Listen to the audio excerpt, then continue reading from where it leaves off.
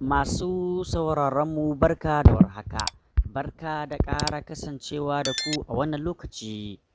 Za ku ji cewa wasu sojojin Najeriya sun koka akan rashin biyan su alawus ɗinsu, inna lillahi wa inna ilaihi raji'una.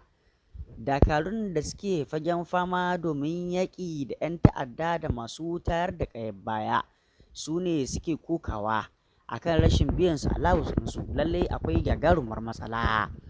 Kanin labaran kenan kuka saurara, sai ku gyara zama sannan ku biyo mu sannu a hankali har zuwa ƙarshen wannan rahoto domin ku ji cikakkun abubuwan da waɗannan sojoji da suke yaƙi da 'yan ta'adda a jihar Zamfara suka bayyana BBC.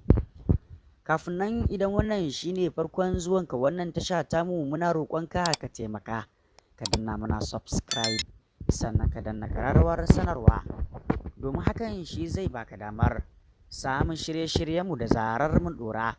Haka zalika ka danna alamar like domin hakan yana ƙarfafa mana gwiwa wajen shiga lungu da saƙo domin kawo muku sahihan labarai. Mun gode. To ga cikakken rahoton. A Najeriya, wasu daga cikin sojojin ƙasar da ke ayyukan samar da tsaro a jihar Zamfara sun koka game da yawan jinkirin da ake samu wajen biyan su kuɗaɗensu na alawus, inda suka ce akan biya su kuɗin wata guda ne kacal bayan kwashe watanni 2 ko 3, lamarin da ke jefa su cikin halin ƙaƙanikayi a cewar su. Sai dai hukumomin sojan Najeriya sun ce suna sane da wannan ƙalubale da ke gaban dakarun da ke fagen daga, amma ana ƙoƙarin shawo kan lamarin nan ba da daɗewa ba. Wasu sojoji da suke aiki ƙarƙashin rundunar Operation Hadirin Daji a jihar Zamfara su ne suka shaidawa BBC ƙorafinsu. Sun bayar da misali da cewa sai a ranar Litinin ta wannan mako aka fara biyan su alawus na watan Mayun da ya gabata.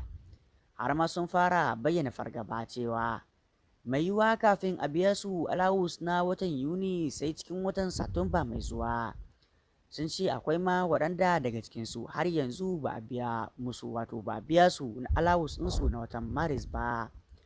Sojojin da ke fagen dagar tun bara wato sun ƙara da cewa tsaikon biyan su alawus ne yake jefa su cikin tsaka mai wuya.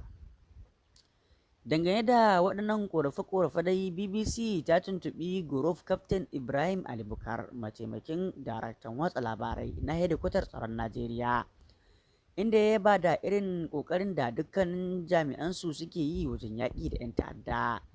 Sannan ya ce shugaban sojin Janar Christopher Musa zai yi duk abin da zai yiwu domin ganin an kyautata musu kuma su ci gaba da samun nasarori a daƙile 'yan ta'adda dangane da matsaloli da ake fuskanta. Ana kan yin abin da ya dace da zaran babban bankin Najeriya ya kammala aikinsa, kowa zai samu wato abin shi insha Allah. Group Captain Ibrahim Ali Bukar ya ce Janar Christopher Musa ya yi wato kwamandan yaƙi, saboda haka ya san dukkanin matsalolin da ke tattare da soji a daji. Kowa zai samu kuɗinsa kai tsaye ta asusun bankinsa, saboda haka ake yi. Ƙorafin na tsaikon biyan alawus ga dakarun Najeriya da ke fagen daga dai ba wai a jihar Zamfara kaɗai ya tsaya ba, domin kuwa binciken da BBC ta gudanar ya nuna cewa abin yana nema ya zama wani ruwan dare a ƙasar, al'amarin da masana harkokin tsaro ke ganin yana iya shafar karsashin dakarun idan har ba a hanzarta yi wa tufkar wato matsalar hanci ba. To masu sauraronmu, wannan shine ƙorafin da sojojin Najeriya suka bayar yayin da suke a fagen daga ake wato ba a biyan su alawus ɗinsu a kan lokaci. Muna fata shugaban ƙasar Najeriya da kuma shugaban sojojin Najeriya za su san da cewa aikin da waɗannan bayin Allah suke yi aiki ne mai girman gaske na baiwa ƙasa tsaro da kuma kawo ƙarshen ta'addanci da 'yan ta'adda, musamman waɗannan da suke a jihar Zamfara. Muna kira ga hukumomin tsaro, musamman shugaban sojojin Najeriya da shugaban ƙasar Najeriya, da su dubi halin da waɗannan jami'an tsaro suke, domin tabbas sai jami'an tsaro sun samu ƙarfin gwiwa sannan ne fa za su san cewa lallai suna yi wa ƙasarsa aiki, sannan kuma su sake shi 100% a cikin zuciyarsu wajen ganin cewa sun kawo ƙarshen waɗannan 'yan ta'adda. Muna fata Allah maɗaukin sarki ya kawo mana ƙarshen wahalhalun da ake ci gaba da fama da su a Najeriya ta kowane ɓangare. Mun gode da ziyartar tashar mu, haka zalika muna dakon jiran ra'ayoyinku a bangaren comment akan dukkan labaran da muke wallafa muku a wannan tasha. Huta lafiya, bisalam.